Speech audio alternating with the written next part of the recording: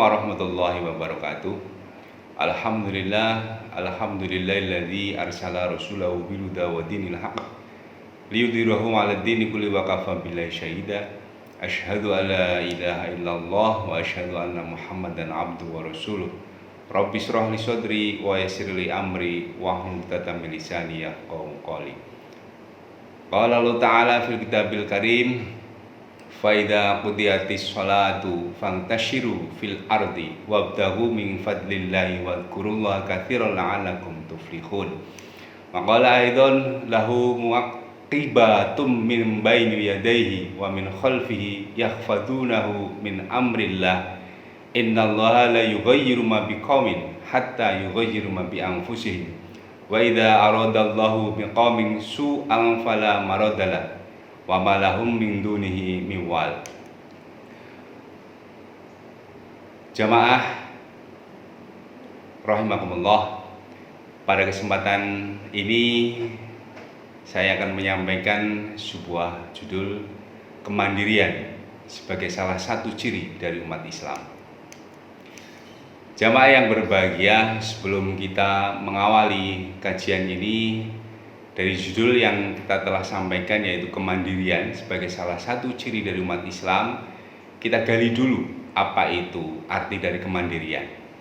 Beberapa pakar menyatakan bahwa kemandirian menurut Masrun adalah suatu sikap yang memungkinkan seseorang untuk bertindak bebas, melakukan sesuatu atas dorongan sendiri dan untuk kebutuhannya sendiri tanpa bantuan dari orang lain, maupun berpikir dan bertindak original atau kreatif dan penuh inisiatif, mampu mempengaruhi lingkungan, mempunyai rasa percaya diri dan memperoleh kepuasan dari usahanya.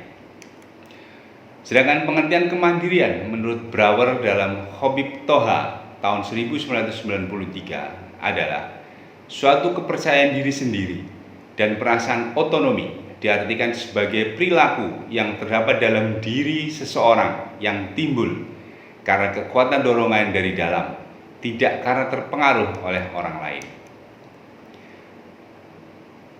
Kemudian menurut Kartini Kartono tahun 1985, kemandirian seseorang terlihat pada waktu orang tersebut menghadapi masalah.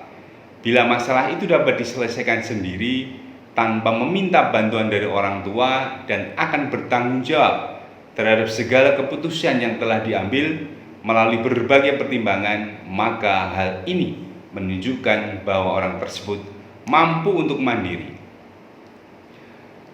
Kesimpulan dari beberapa ahli di atas yaitu bahwa kemandirian merupakan sikap yang memungkinkan seseorang untuk bertindak bebas, melakukan sesuatu atas dorongan sendiri dan kemampuan mengatur dirinya sendiri sesuai dengan hak dan kewajibannya, sehingga dapat menyelesaikan sendiri masalah-masalah yang dihadapi tanpa meminta bantuan atau tergantung dari orang lain, dan dapat bertanggung jawab terhadap segala keputusan yang telah diambil melalui berbagai pertimbangan sebelumnya. Kalau di dalam agama Islam, hal ini juga dinyatakan di dalam Al-Quran, di dalam surat Al-Jum'ah ayat 10 tentang kemandirian, yaitu yang berbunyi yang telah tadi disampaikan di atas, a'udzubillahi minasyaitonirrajim, fa idza qudiyatis sholatu fantashiru fil ardi wabtaghu min fadlillahi wadhkurullaha katsiran la'allakum tuflihun. Yang artinya Allah Ta'ala berfirman, maka apabila telah selesai sholat Jumat, maka bertebaranlah kamu di bumi dan tuntutlah rizki dan karunia Allah, dan ingat Allah sebanyak-banyaknya supaya kamu beruntung.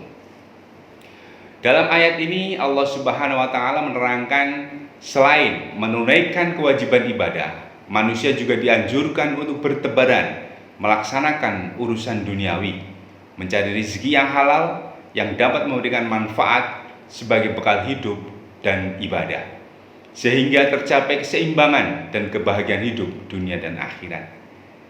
Secara tersirat, ayat ini menunjukkan bahwa orang beriman ialah manusia yang memiliki tanggung jawab tentang hidup dan kehidupan, baik secara fisik maupun spiritual.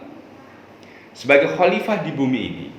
Oleh sebab itu Allah menyuruh manusia agar berusaha dan bekerja merubah nasibnya, tidak tergantung pada orang lain. Ia harus mandiri.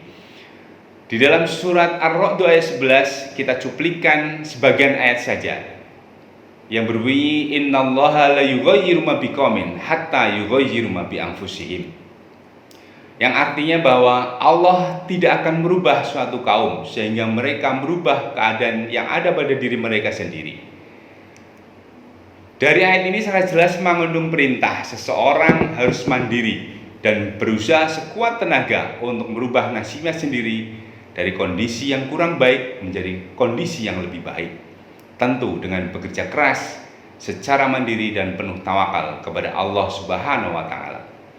Secara moral, ia harus mempertanggungjawabkan seluruh amal perbuatannya. Karena itu agar kuat, dia harus menjalin hubungan kepada Sang Pencipta alam dengan ikatan yang disebut dengan hablum minallah, yaitu iman dengan segala perangkatnya dan tidak menyekutukan Allah dengan sesuatu apapun.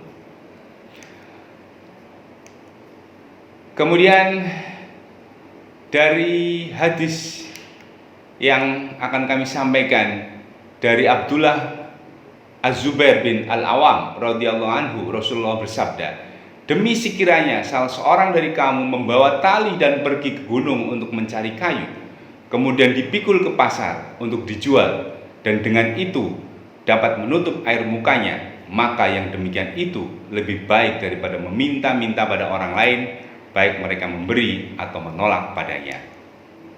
Dari hadis di atas menunjukkan harga diri seseorang beriman ditandai oleh sifat mandiri dan muru'ah, yaitu menjaga diri agar tetap terhormat di sisi Allah Subhanahu wa taala, walaupun ia harus bermandikan keringat dan bekerja keras, daripada ia harus menengadahkan tangannya untuk meminta belas kasih orang lain.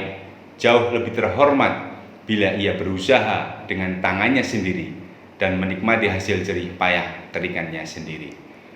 Mungkin itu yang dapat kami sampaikan. Mudah-mudahan ini bisa memberikan semangat bagi kita semua untuk kemandirian kita untuk mencapai ridho dari Allah Subhanahu wa taala. Dari saya cukup sekian, wabillahi taufik wal hidayah, nasrun minallahi wa fathun qarib. Wassalamualaikum warahmatullahi wabarakatuh.